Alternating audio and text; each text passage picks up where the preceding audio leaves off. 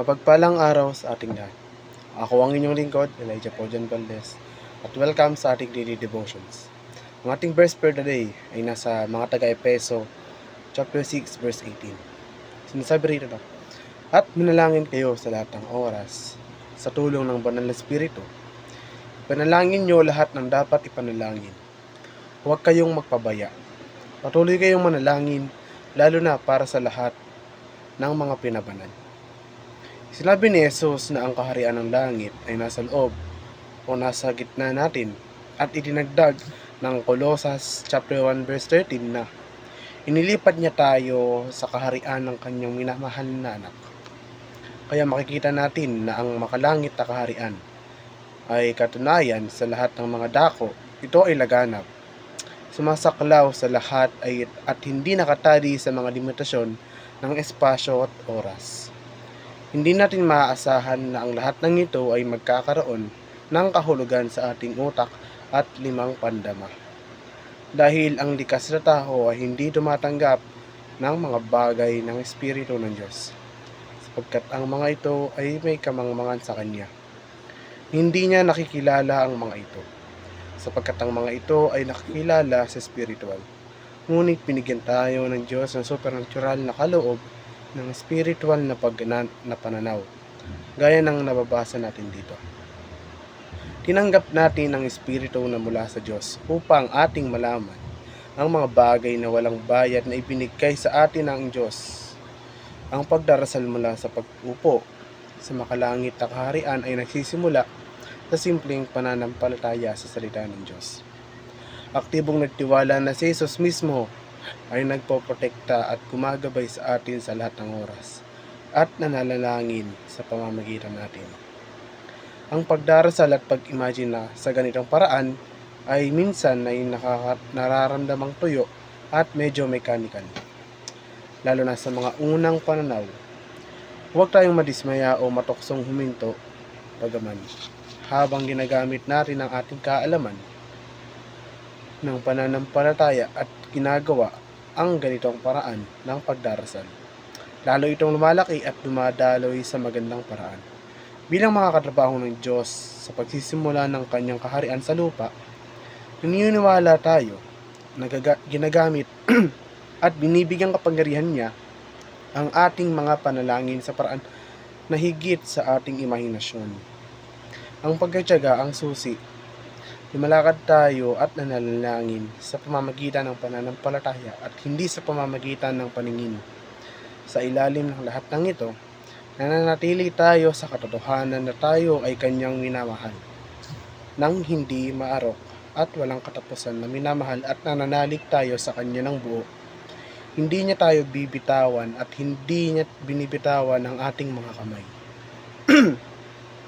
Ang mga sumusunod na panalangin ay maaaring gamitin bilang gabay sa paggawa ng iyong sariling mga panalangin para sa mga petisyon sa hukuman ng langit, o maaari mong ipanalangin ang mga panalangin ito ayon sa nakasulat. Mangyaring tignan ang pahina ng mga turo para sa kompletong pagtuturo ng hukuman ng langit, at iyon ang mga karapatan bilang isang mamamayan sa kaharian ng Diyos. Ang hukuman ng langit ay isang tunay na lugar kung saan maaaring ma-access ng mga mananampalataya ang katarungan ng kataas-taasang Diyos. Ito ay lugar kung saan nangyayari ang mga tagumpay. Sinasabi sa atin ng mga taga-Epeso chapter 3 verse 12, sa Kanya at sa pamamagitan ng pananampalataya sa Kanya ay makalapit tayo sa Diyos ng may kalayaan at pagtitiwala. Dahil sa ating pananampalataya kay Jesucristo, nang ibig sabihin ay maaari na tayong makasama ng Diyos sa kawalang hanggang maaaring tayo'y lumapit sa Diyos ng may kumpiyansa. Ang pagkaalam ng dahil sa dugo ni Jesus ay tinitingnan na tayo ngayon na walang dungis ay isang makapangyarihang bagay. Nihiwalay ng Diyos ang ating kasalanan sa atin kung gaano kalayo ang silangan ng sakanluran, at kailangan nating isapuso ito. Dapat tayong magkaroon ng lubos sa pagtitiwala dito, dahil ito ang magdidikta sa bawat aspeto ng ating kristyanong paglalakad. Sinasabi ng Hebrews chapter 10 verse 13, ating hawakan ng mahigpit ang pagpapahayag ng ating pag-asa ng walang pag-aalinlangan, sapagkat siya ay nangako ay tapat. Upang baliktarin ang hatol ng kasalanan, ang tanging tugon natin ay ang paghiling sa Diyos.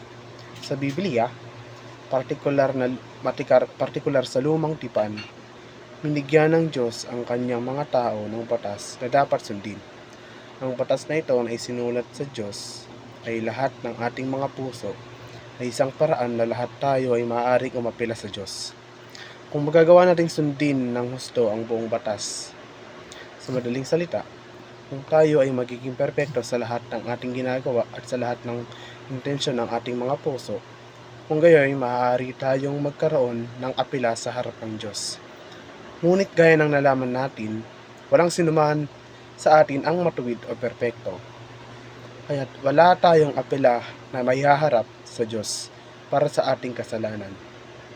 Ngunit may pag-asa at dumating na ang ating tulong. Posible na ang pakikisundo sa Diyos at pinagkasundo tayo ng Diyos sa kanyang sarili. Ang kakasundo na ito ng Diyos sa pamamagitan ni Jesucristo ay ating apela ng sariling mga apela o sariling gawa. Gumawa ang Diyos ng paraan para tayo ay maging tama sa Kanya. Kailangan gawin itong inosente ng Diyos. Upang manalangin na walang tigil, kailangan nating magkaroon ng pangunawa at paniniwala na ang Diyos ay naririto sa atin at Siya ay kasama natin sa lahat ng oras. Ang manalangin ng walang tigil ay nangangahulugan na ang ating buhay ay patuloy na ibinaling ng Diyos sa Ama. Kinikilala natin na lahat ng bagay ay buhay ay may kinalaman sa Kanya, na hindi magagawa ang buhay ng hiwalay sa Kanya. Ang manalangin ng walang humpay ay nangangahulugan na inilalagay natin ang lahat sa mga kamay ng Diyos. Sinabi sa atin ni Pablo na huwag mabalisa sa anumang bagay kundi maging mapanalangin sa lahat ng bagay. So makatuwid, kailangan nating hanapin siya at hangarin na manalangin tungkol sa lahat ng bagay sa buhay. Si Jesus ay nagbibigay sa atin ng panalangin na sabihin araw-araw na simpleng kinikilala niya tayo ay nagkukulang. Tayo ay hindi perpektong tao. Bawat araw maaari tayong lumapit sa Diyos at humingi ng tawad at humingi ng tulong at lakas para sa araw na iyon. Ang panalangin ng Panginoon ay nagpapaalala sa atin na ang ibang mga tao ay hindi rin perpekto. Muli, ako ang inyong lingkod, Elijah Paul Jan Valdez, at dito na nagtatapos ang aking daily devotions.